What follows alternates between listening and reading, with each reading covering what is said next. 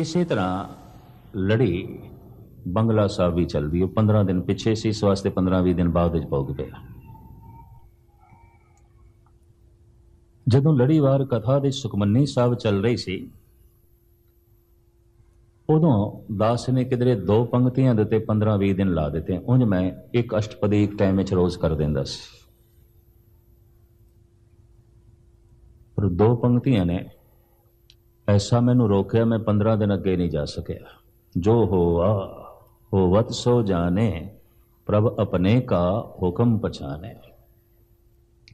जो हो गया होना ही सी हुक्म।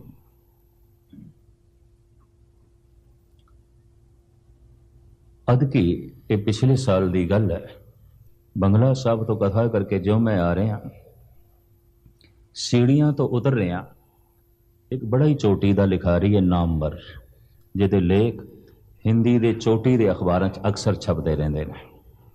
बड़ा मनिया प्रतिष्ठित बंदा, 5-7 बंदियां दे नाल उन्हें मैनू घेर लिया तो कहने लगे, ज्ञानी जी सानू कई साल पहले थोड़ी वो कथा जो 15 दिन तुसी कीती सी, वो याद भी है तो टेप भी कीती सी। जो हो वो वत्सो जाने, प्रभ अपने का हुक्म पछाने। तुसी ये आख्या सी और सानू चंगा लग्या सी। हुक्म दी वाकई जिहड़ी तस्वीर है वो सानू समझ चाहिए। पर हुण 84 और 83-84 2 सालां दे तुसी सारे देश भ्रमण करके आख्या जो होया है कौम नाल नहीं होना चाहिए सी। जो होया है ये गलत होया है, और इस कहने नाल थानू सजा भी मिली, थोड़े ते केस भी बने।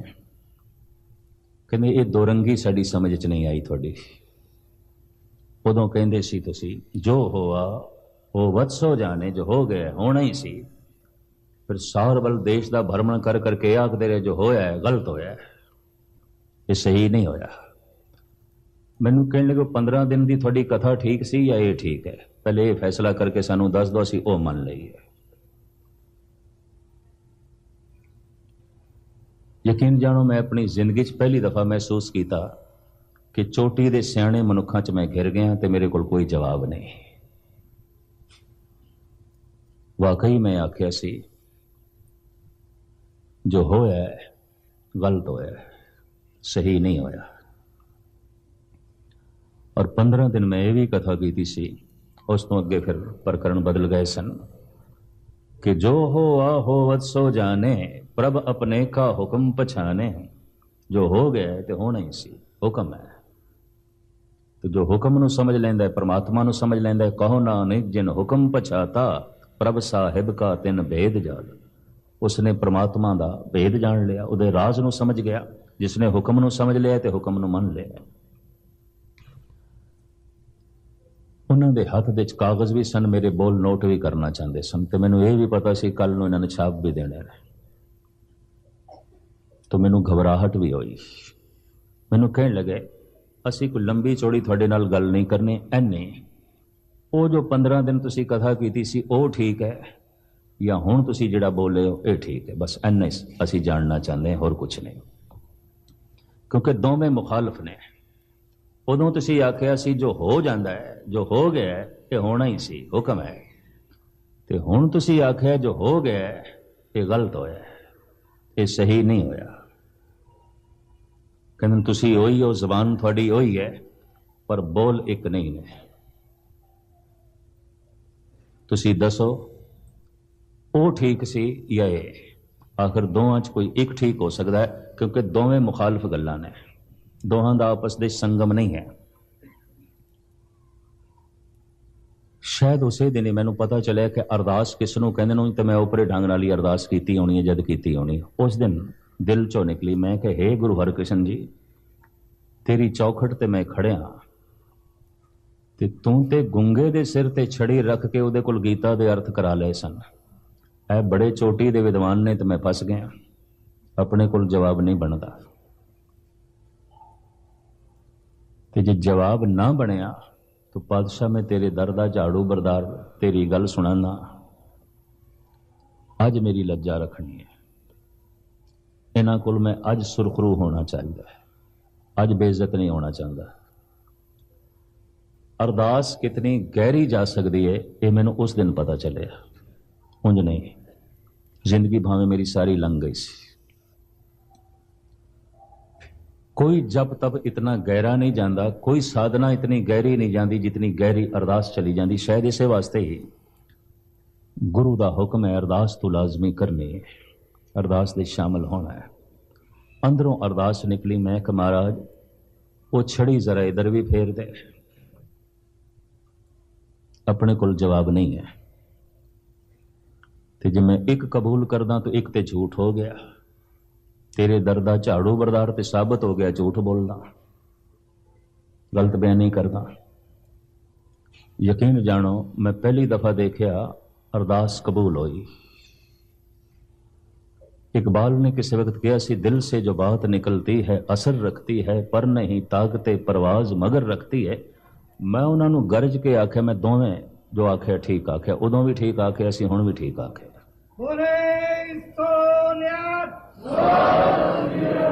मैं कहा मैं उदों भी सही आख्या सी, हुण भी सही आख्या। कहने ये किस तरह हो सकता है? उदों तुसीं आख्या सी जो हो गया है ये हुक्म है परमात्मा का, इनू मन ले। ते हुण तुसीं ये आख्या जो हो गया ये नहीं होना चाहिए सी। मैं कहा इस तरह है, जो होया है कौम नाल मैं मनदा होना ही सी, ऐसा होना ही सी, पर कौम दे अंदर रोस पैदा हो गया, होना ही सी।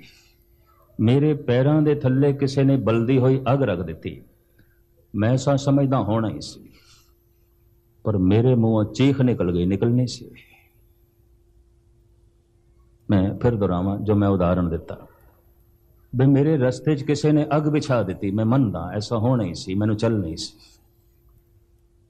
पर अग ते चलदियां मुंह चीख निकल गई, निकलनी सी, होना ही सी। जो हो गया है ये होना ही सी, मैं मनदा, पर रोस पैदा हो गया, ये निकलना ही सी, रोस होना ही सी। इनू भी हुक्म मन लो। मैं उदों भी जो आख्या सी उन्हों भी हुक्म मन लो, जो हुण मैं आख्या इनू भी हुक्म मन लो।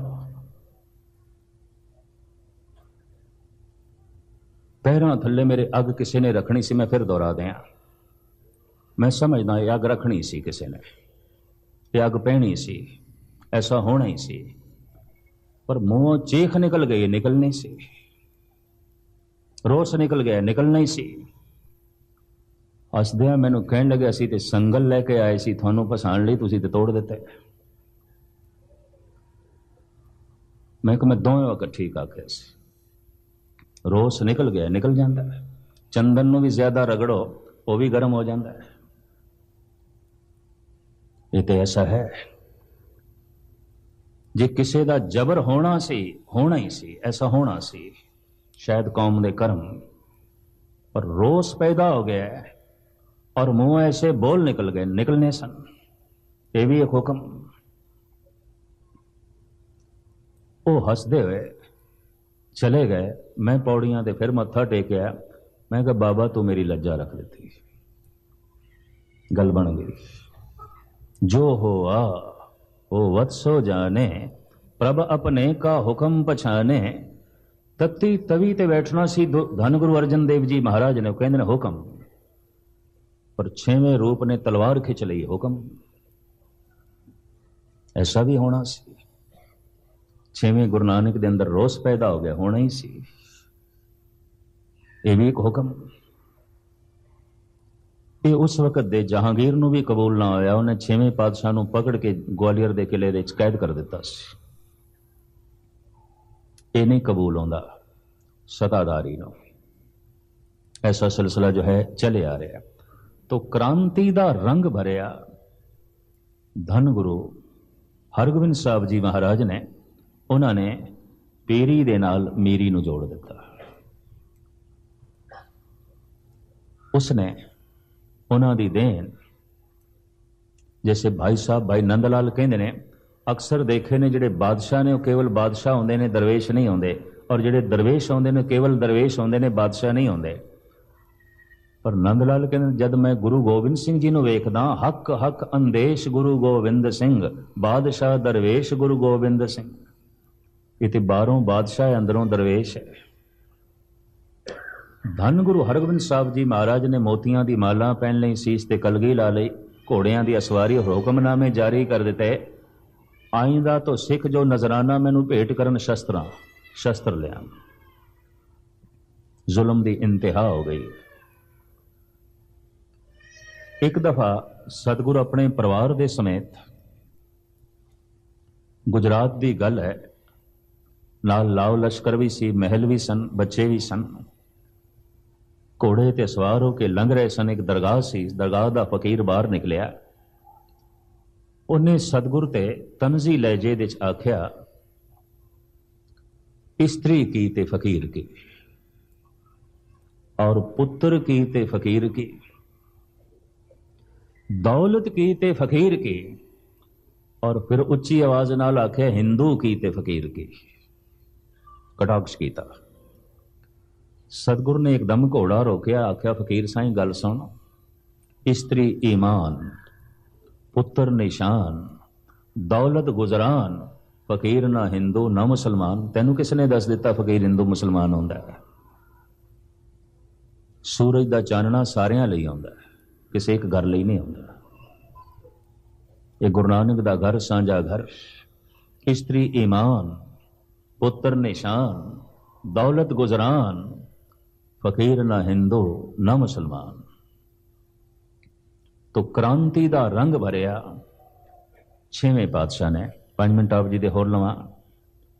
7वें गुरु नानक धन गुरु हर राय जी महाराज दा मूल संदेश उपदेश वो यही सी कि तू नुमाइश नहीं करनी, प्रदर्शनी नहीं करनी।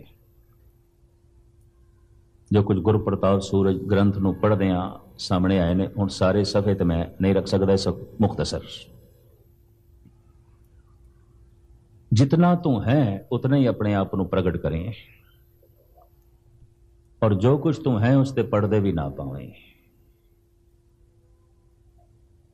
नहीं तो सारी जिंदगी तेरी बर्बाद चली जाएगी।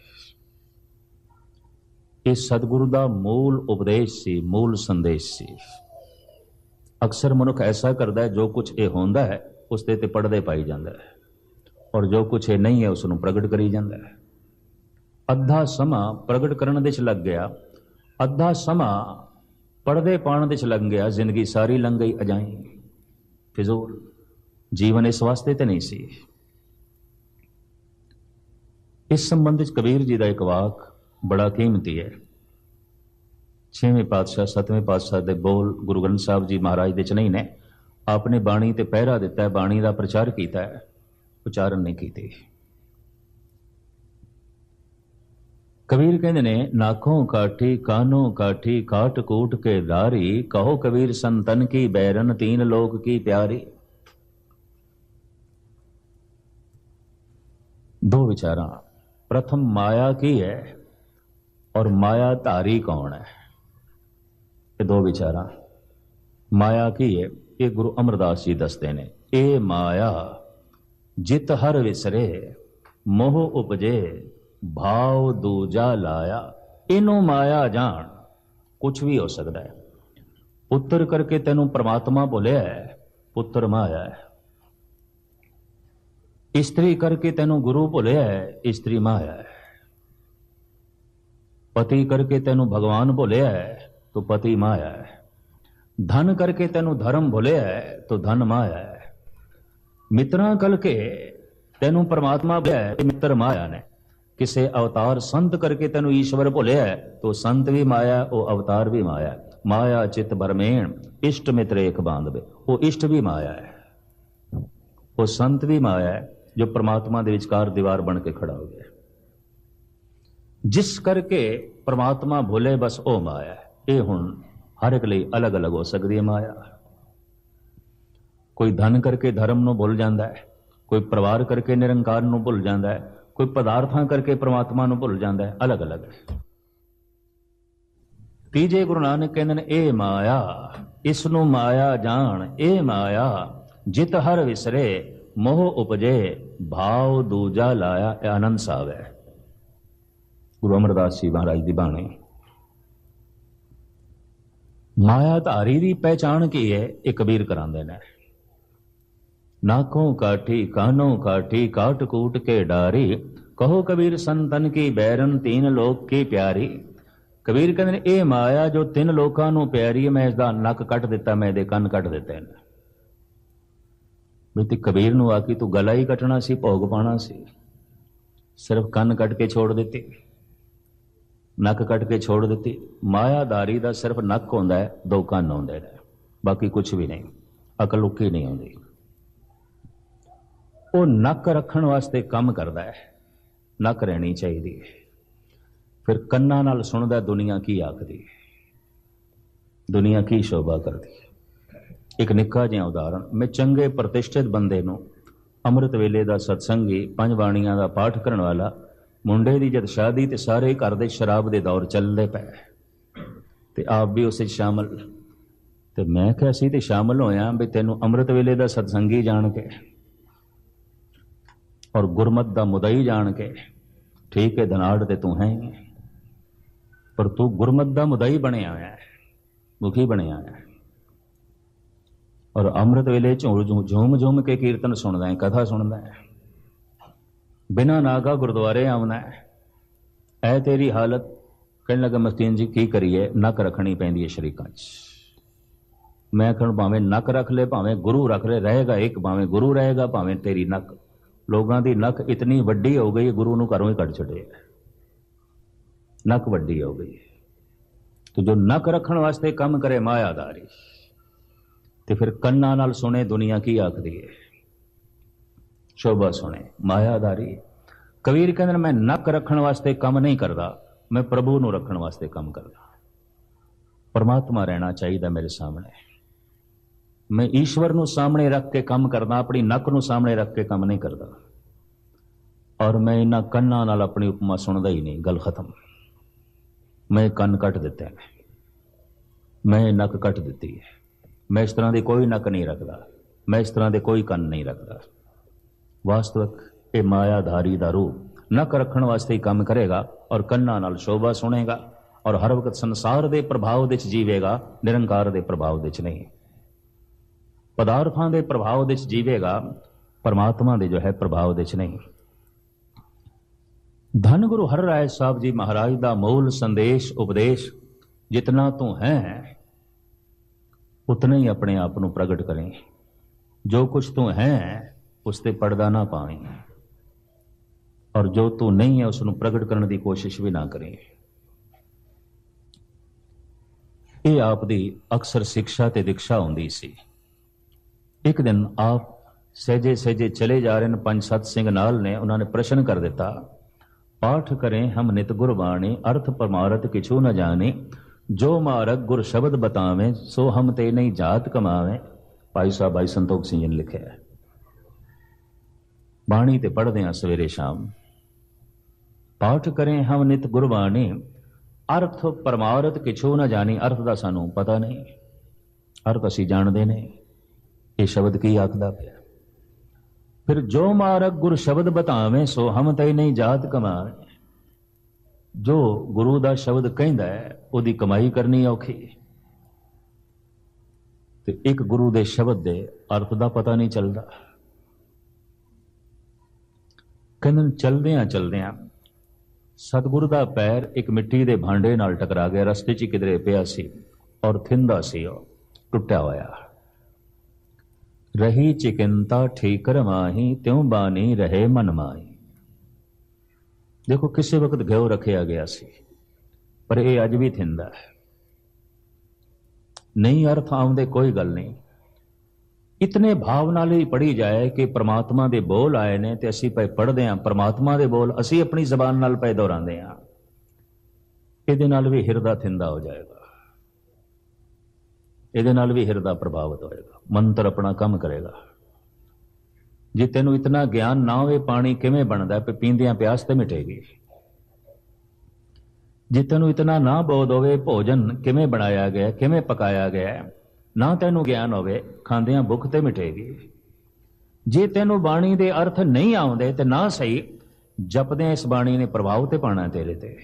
गुरु दे बोल, प्रभु दे बोल, परमात्मा दे बोल, ये स्पष्ट किया धन गुरु हर राय साहब जी महाराज ने। आखे बाणी पढ़ते जाना है और अपनी नुमाइश नहीं करनी। क्रांति का रंग भरिया 6वें गुरु नानक, शांति का रंग भरिया 5वें गुरु नानक ने, धर्म मंदिरां की उसारी का जज्बा दिता धन गुरु रामदास जी महाराज ने, आदर्शवादी होने की शिक्षा दी गुरु अमरदास जी ने, जात पात नूं हटाया गुरु अमरदास जी ने, और हुक्म मनण का रंग भरिया धन गुरु अंगद देव जी महाराज ने। वो जो सिख का खाका चितरिया इस ढंग की इसकी रूप रेखा बनती गई। अगां चल के 8वें गुरु नानक, 9वें गुरु नानक, 10वें गुरु नानक की की देन। ये दास कल दोपहर के समय जो 2 तो 3 दास ने हाज़री भरनी है, तो फिर शाम को फिर विचारां करांगे। समा हो गया। साहिब रहमत करन सत्संग करदे होया जिस जिस गुरु की छाप ढिली पै गई है, जिस जिस गुरु की देन असी गवा बैठे हाँ, जिस जिस गुरु का रंग साडे कोल नहीं रहा, पातशाह रहमत करन ये रंग फिर असी चाड़ीए, उस देन नूं फिर कबूल करिए।